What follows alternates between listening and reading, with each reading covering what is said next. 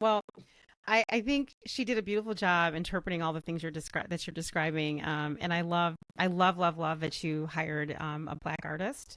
So the whole team is Black and Indigenous. I love it because So I the I cover love was it. designed by Sadie Redwing, who's a Hmm. Lakota Dakota designer. Nice. The inside of the book was designed by Polymode, which is Silas Monroe, who is African plus American, and then Brian Johnson, who's indigenous of the Mohegan Nation. So it's a thing where, like, actually, MIT Press allowed me to put together this Black and Indigenous design team because they didn't have one.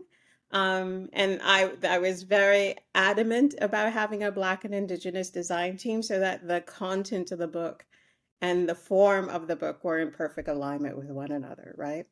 I love that because I do sometimes question Black authors and writers that do publish books, and they do not insist on, and they're talking about diversity initiatives and issues and concepts. And I'm not suggesting that white designers can't work well or interpret things properly. I'm just suggesting that there is something to be said for having an ecosystem of people of color, especially if you're working on doing what you're doing, which is decolonizing the design industry, or even decolonizing the social determinants of health, or trying to change pipelines of STEM. Like, what where is the proof that you're really doing the work if you're not necessarily incorporating people of color in the process and the ecosystem? That's what we're fighting against. I But I want to but but I want to but read it I want takes to a read lot of something. courage. But I want to say it takes a lot Yeah, of courage to be able to push back. Because again, in yeah. publishing, it's so rare that people get Mm-hmm. published. Like if you're not Okay, self-publishing, that's fair. that you enter into that space actually with, let's say, first a sense of just gratitude that they're interested. Second of all, like there were moments of like if I didn't have a PhD in anthropology, I wouldn't have the guts to negotiate things, right? Okay. And it's expensive. Like, so, I asked for a little bit more money and, in terms of my advance to pay the team. But again, it wasn't like a lot. It wasn't the money that they were worth. And so what we Yes. ended up doing is Understood. actually now I've arranged with them profit sharing where whenever the book makes profit, that they get a percentage. We figured out the percentage based on like their level of contribution, et cetera, et cetera. And again, I had to do that, like the contract, right, with MIT Press didn't support that. I had to do that as part of the contract I did with the design team, right? So again, it's a thing where like like not everyone has the understanding how publishing works, the boldness, right, to go through the legal ease, right, to say, actually, this doesn't feel right, this doesn't feel right, that this doesn't feel right. The resources, right, to hire a team because again, the MIT's press internal team was not black or indigenous or any of those things.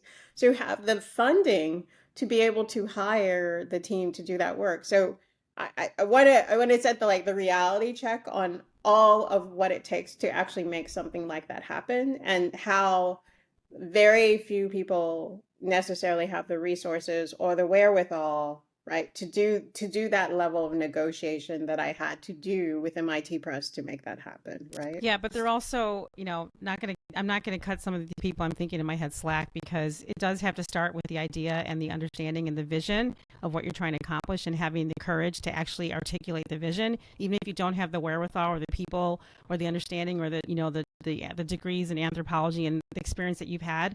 It really does start with the initial intent. And if you don't have the intent, it doesn't really matter what you have. So I don't let people off the hook with stuff like this because I just can't. I'm proud of you and I'm glad you did it. And I'm like, I feel like you should actually put together a step by step guide for Black authors that are working in the space to say, here's how you can manifest, a Black and Brown and Indigenous people's ecosystem as you're producing not only your book, but other work in the world that you're in, because that's what we're really up against. We're up against not being able to get through any type of systems, and why can't we get through our own systems? That's something that's in your mind. That's a mindset issue, when you really think about it. But there's two things I want to do. One, I want to read this one chapter from your book. But I really did, I really, really wanted to ask you. So I have two things.